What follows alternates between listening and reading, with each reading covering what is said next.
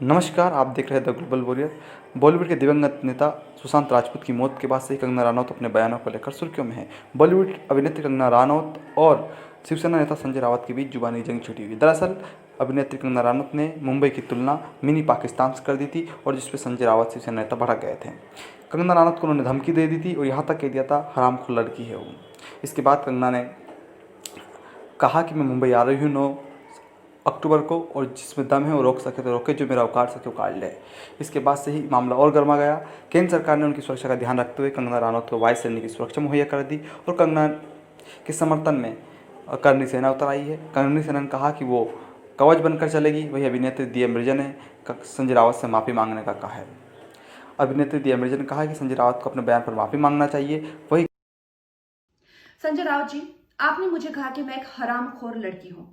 आप एक सरकारी मुलाजिम हैं, एक मंत्री, आप तो जानते ही होंगे कि इस देश में हर दिन नहीं हर घंटे कितनी लड़कियों के बलात्कार हो रहे हैं, कितनी लड़कियों का शोषण किया जा रहा है, उनकी बॉडीज काट के ऐसी डाल के फेंक दी जा रही है, उनकी काम की जगहों पे उनको गालियां दी जा रही है, उनका अपमान किया जा रहा है, उनके खुद के पति उनके कान, नाक, मुंह, कान, जबड़े तोड़ रहे हैं। और आपको पता है इसका जिम्मेदार कौन है? इसका जिम्मेदार है ये जो मानसिकता आपने, जिसका भौंडा प्रदर्शन पूरे समाज के सामने, पूरे देश के सामने किया है, वो मानसिकता इसकी जिम्मेदार है। और इस देश की बेटियां आपको माफ नहीं करेगी संजय जी। आपने उन सब महिलाओं का शोषण करने वालों को सशक्तिकरण किया है, इस देश की बेटियां आपको माफ नहीं करेंगी। जब आमिर खान जी ने कहा था मुझे इस देश में डर लगता है, तब उनको किसी ने हरामखोर नहीं कहा, या जब नसीरुद्दीन शाह जी ने कहा था तब उनको किसी ने हरामखोर नहीं कहा। जो मुंबई पुलिस की मैं तारीफ करते हुए नहीं थकती थी, आप देख लीजिए मेरे पुराने कोई भी इंटरव्यूज। आज जब वो पालघर की लिंचिंग में साधुओं को के सामने वो कुछ नहीं करते हैं, खड़े रहते हैं, या एक लाचार बात जैसे कि सुशांत के पिताजी उनकी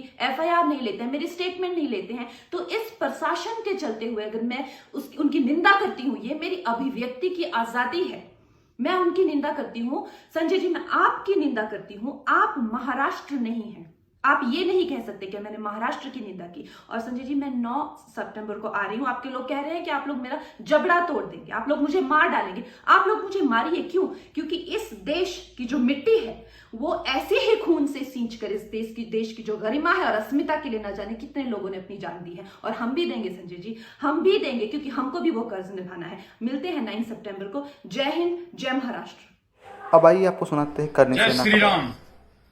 संजय राउत, कान खोल करके सुन ले। बाला साहब ठाकरे का नाम मिट्टी में मत मिला। आम बाला साहब ठाकरे को आज भी हम हमारा आदर्श मानते हैं। तुम उनको मिट्टी में मिला रहे हो। कंगना रनौत को गाली दे रहे हो, उसको हरामखोर बोल रहे हो। अगर घूर के हरामखोर बोलेगा तो आंख निकाल लेंगे, अगर गाली दे करके उंगली करेगा तो हाथ काट लेंगे। कान खोल करके सुन लेना। तो करनी सैनिक हम जो कहते हैं वो करते हैं। तुम खाली महाराष्ट्र में होंगे, हम भारत के 22 स्टेट में करनी सेना है। और 9 सितंबर को कंगना महाराष्ट्र आएगी। रोक सके तो रोक ले, अगर तेरी मां ने तुझे दूध पिलाया है तो। हम करनी सैनिक कंगना का कवच बन करके रहेंगे। आ जाना, देख लेंगे, 2-2 हाथ करेंगे।